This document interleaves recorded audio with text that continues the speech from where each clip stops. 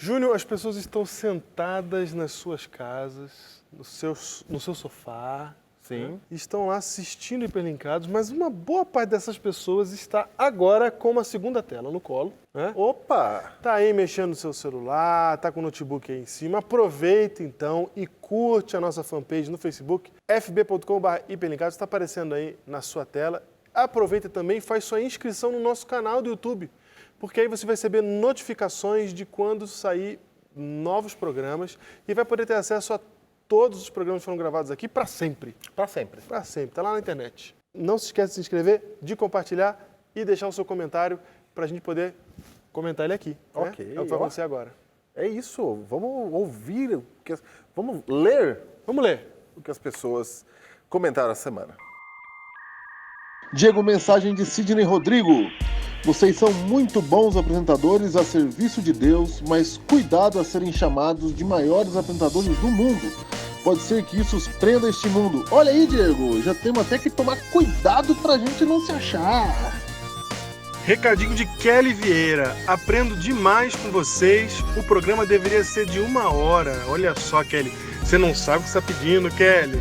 Fico sempre querendo mais. Parabéns.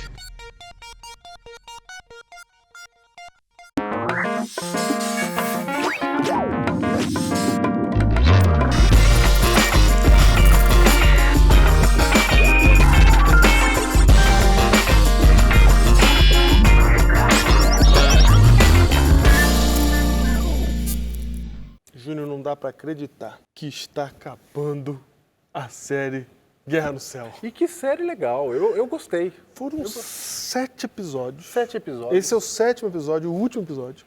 Quase 2 meses. Quase 2 meses que estamos aqui só estudando a Guerra no Céu e como ela foi exposta pra gente, né? Sim. A gente nem falou muito da guerra em si, mas por causa dela, o homem foi desligado de Deus, o homem saiu de perto de Deus, Deus então vem atrás do homem, busca o homem, mostra para o homem, eu quero te salvar, tem um plano, tem um projeto pronto aqui.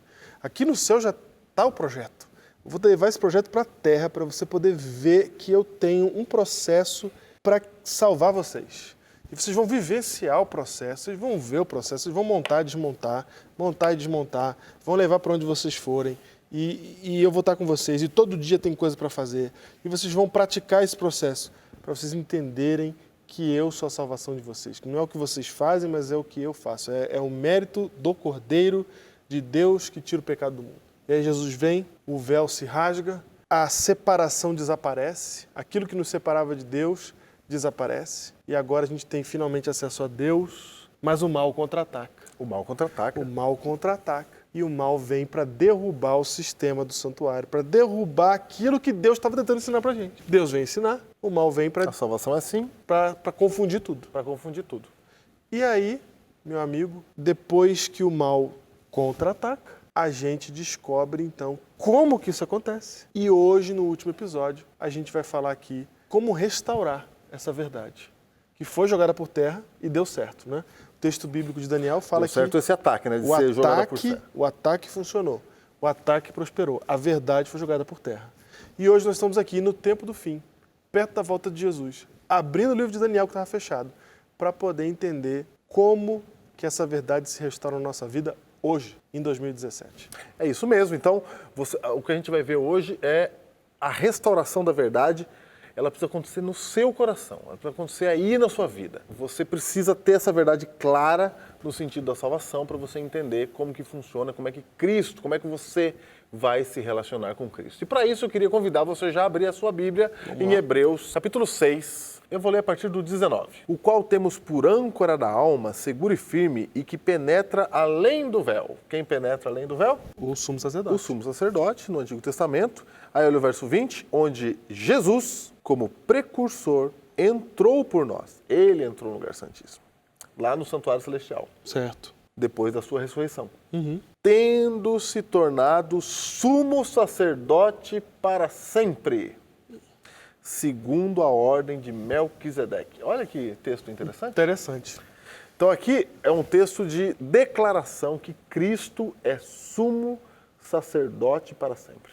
É importante você lembrar que no sistema do santuário, o sumo sacerdote era o sacerdote principal. Ele fazia a mediação principal entre o homem e Deus.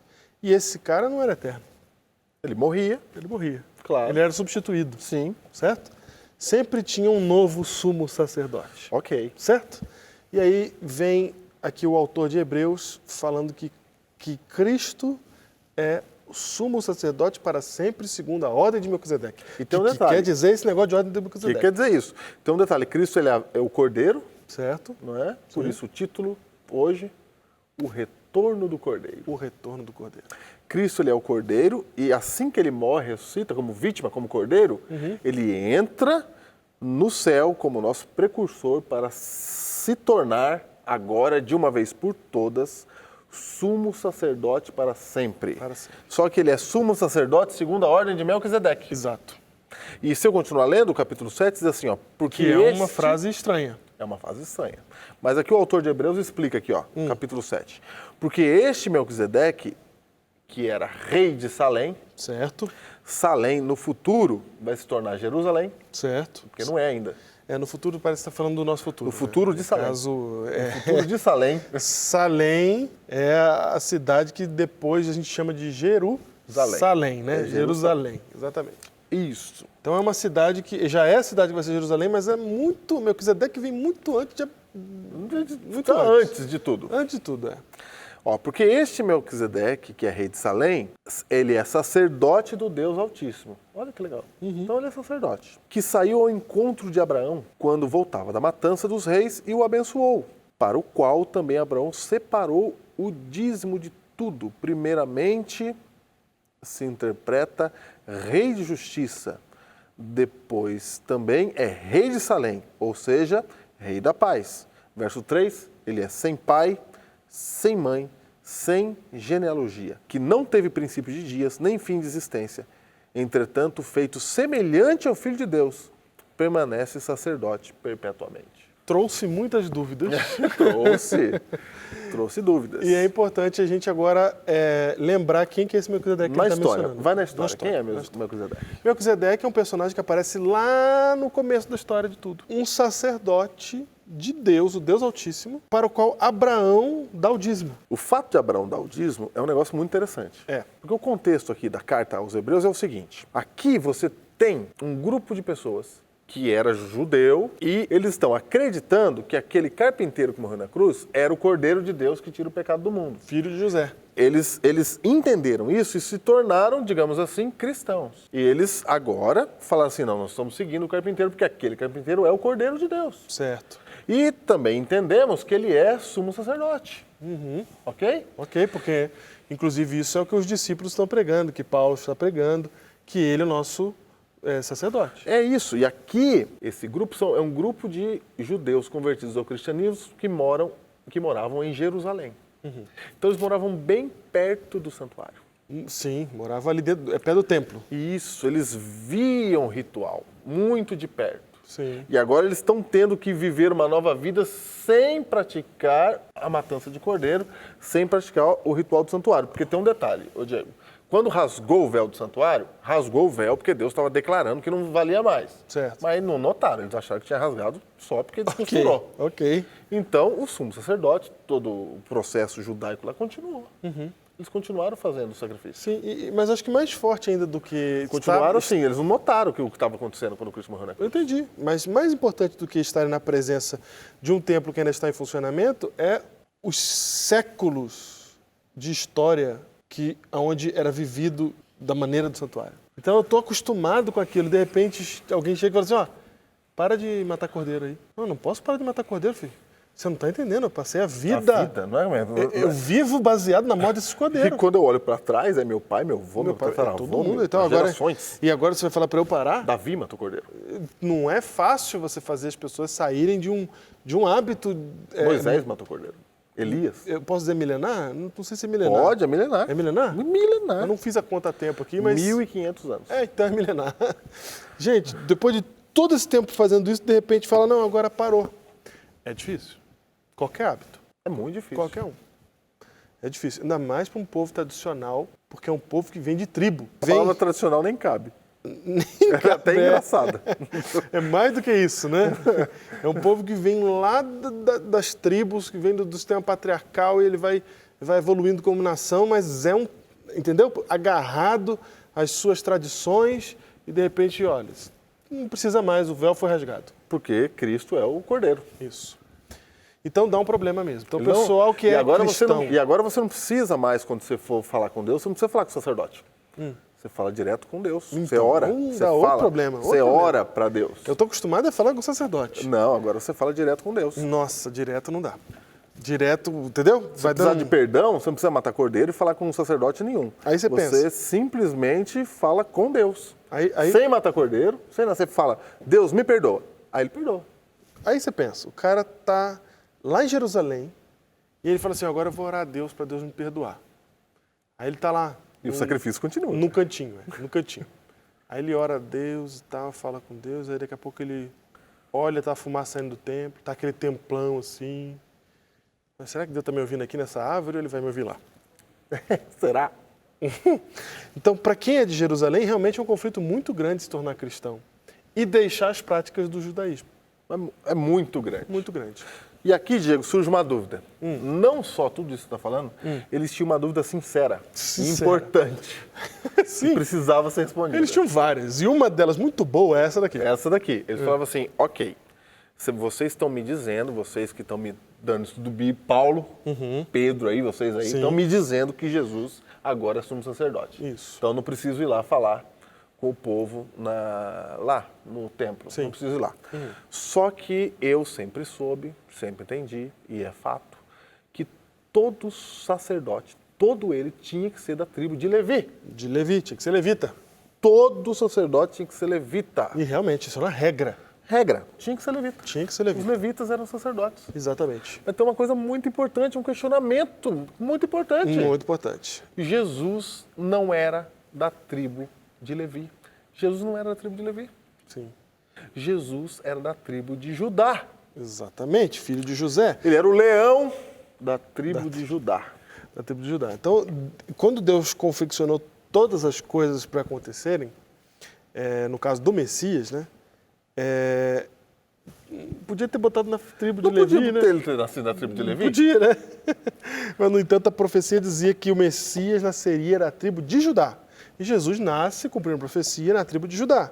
E isso causa um barulho naqueles que estão Engraçado, ali. se ele fosse da tribo de Levi, a descendência dele era de sacerdotes. Aí não teria Davi, não teria ninguém desses, né?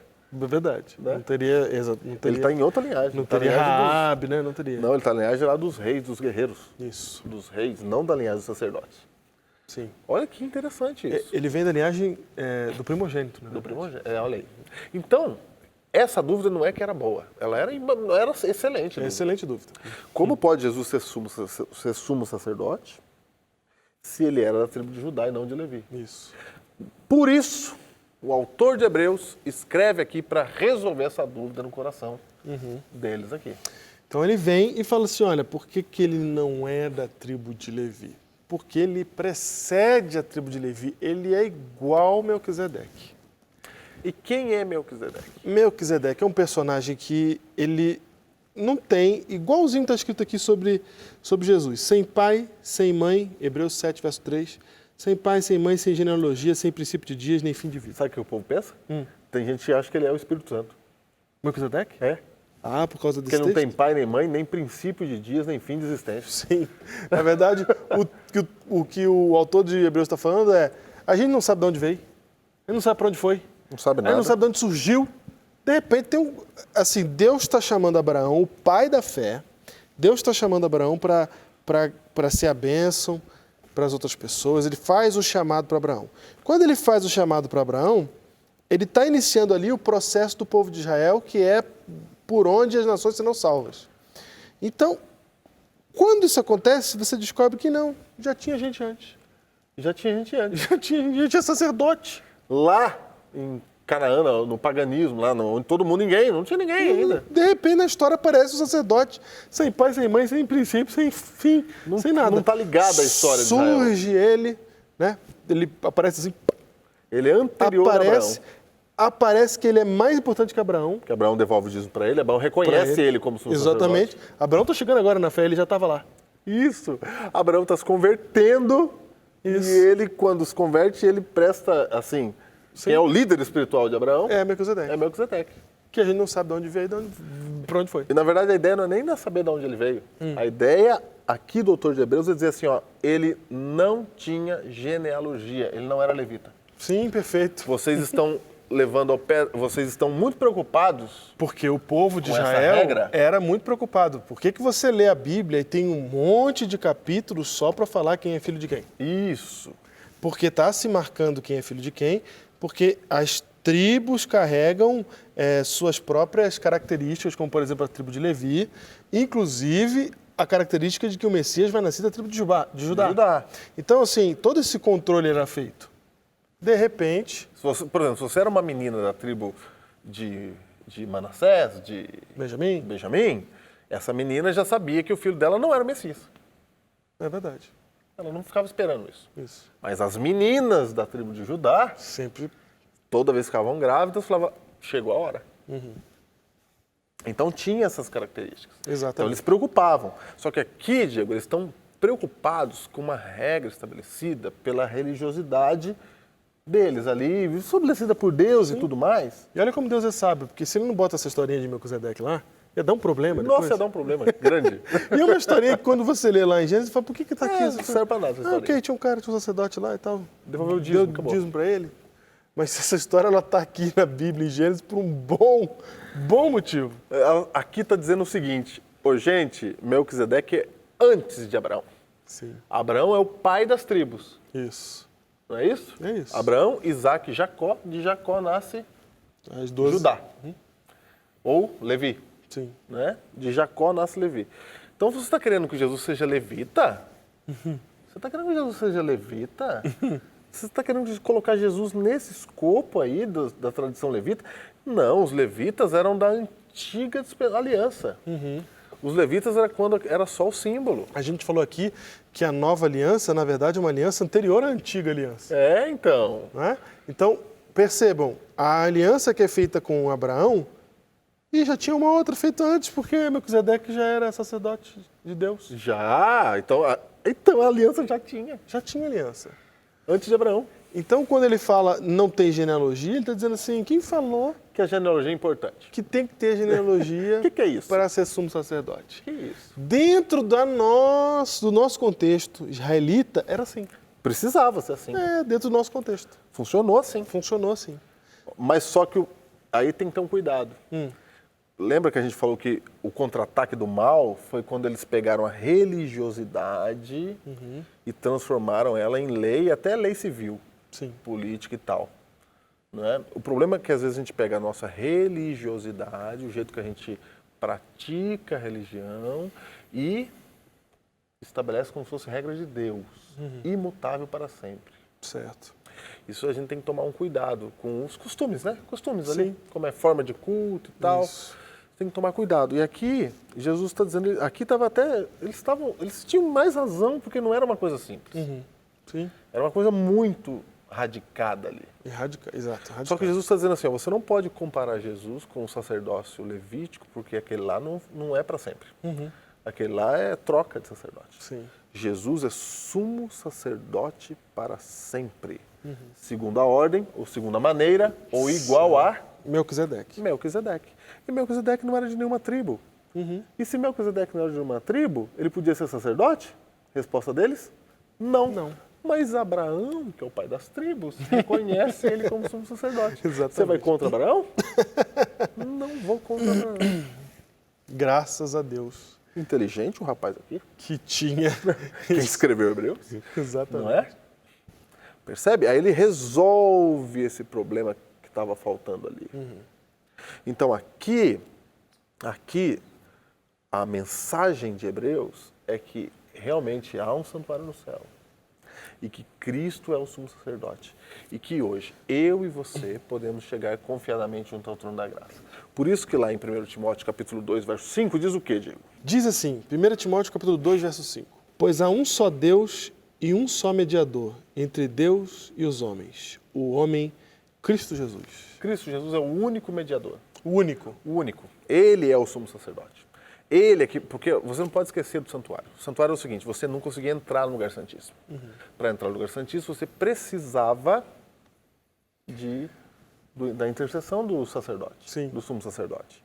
E a Bíblia está me dizendo agora que Cristo é esse sumo sacerdote. Então, como é que você chega a Deus? É pelo próprio Deus. Perfeito. E tem um detalhe interessante também.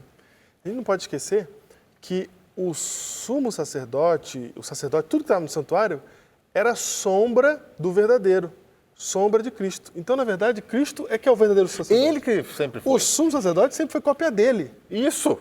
Foi cópia, era cópia. Então, o pessoal lá de Hebreus preocupado não estava entendendo isso. E aí, o autor de Hebreus Agora que é verdade. vem para mostrar, não, esse aqui é o único que tem. Sempre foi. Só tem esse aqui. Os outros, eles estavam só fingindo que eram. Era né? o símbolo, era o Era desenho. o símbolo, exatamente. Era a cópia ali, a sombra. Não era o verdadeiro. O verdadeiro é ele. Sempre foi. Sempre foi. Sempre foi.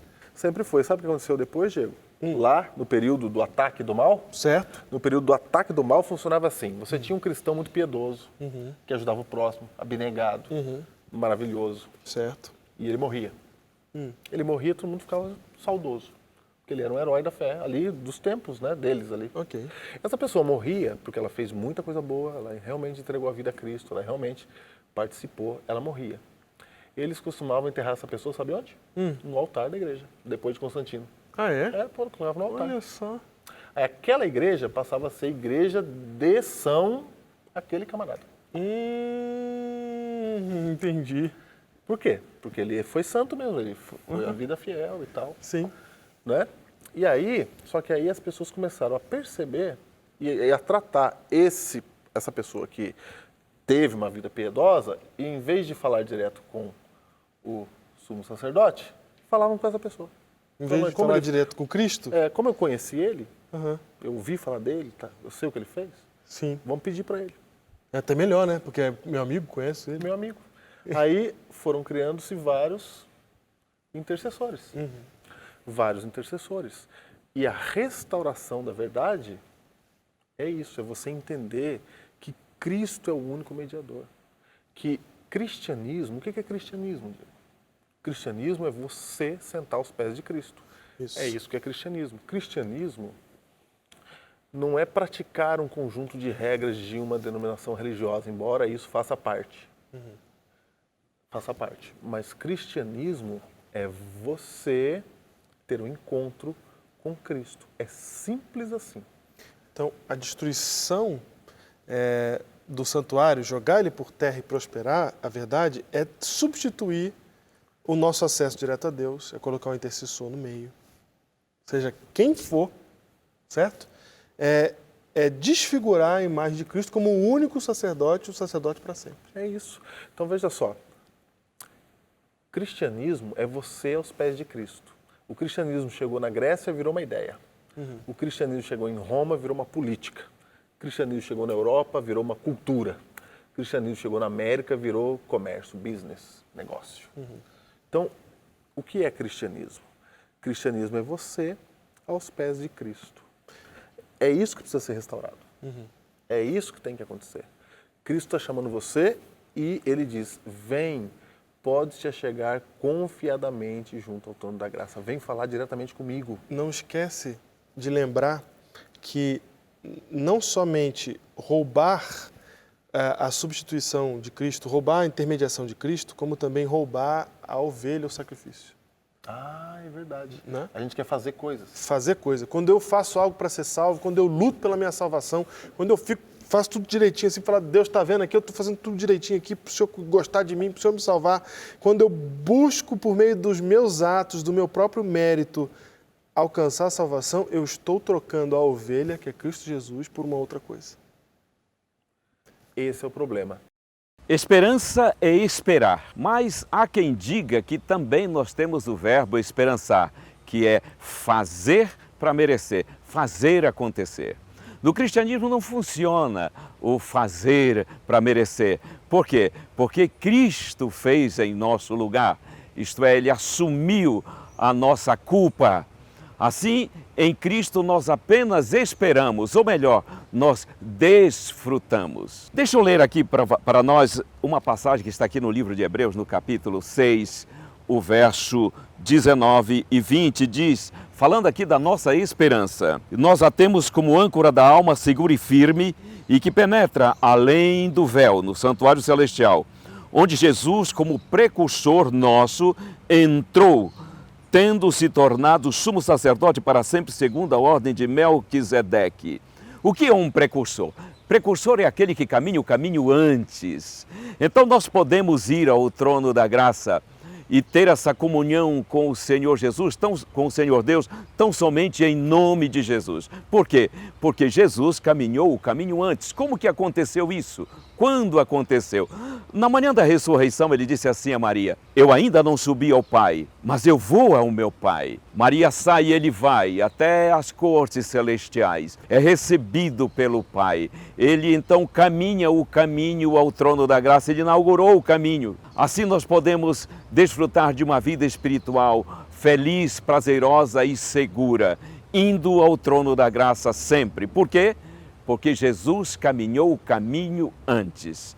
Em nome dele, nós estamos na imediata presença do Pai, desfrutamos do seu amor e recebemos poder para viver prazerosamente para a glória do seu nome. Que maravilha! Desfrute disso sempre. Durante 7 episódios, Deus nos mostrou aqui como que ele desenha o plano da salvação.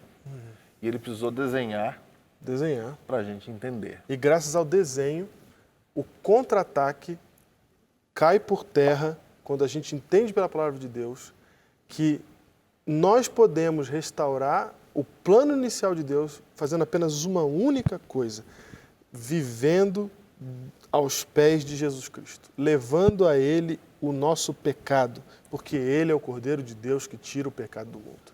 Faça isso agora. Vá para os braços de Jesus. O plano da salvação havia sido atacado pelo inimigo, mas Jesus, o Cordeiro definitivo, garantiu a validade do plano ao se entregar como sacrifício por nós. Além de ser o sacrifício, Jesus é também um sacerdote pela ordem de Melquisedeque, superior a qualquer sacerdote levita e que nos liga diretamente ao Pai. A grande notícia do santuário é de que Cristo providenciou em si mesmo todos os meios para nos aproximarmos de Deus novamente e nos entregarmos.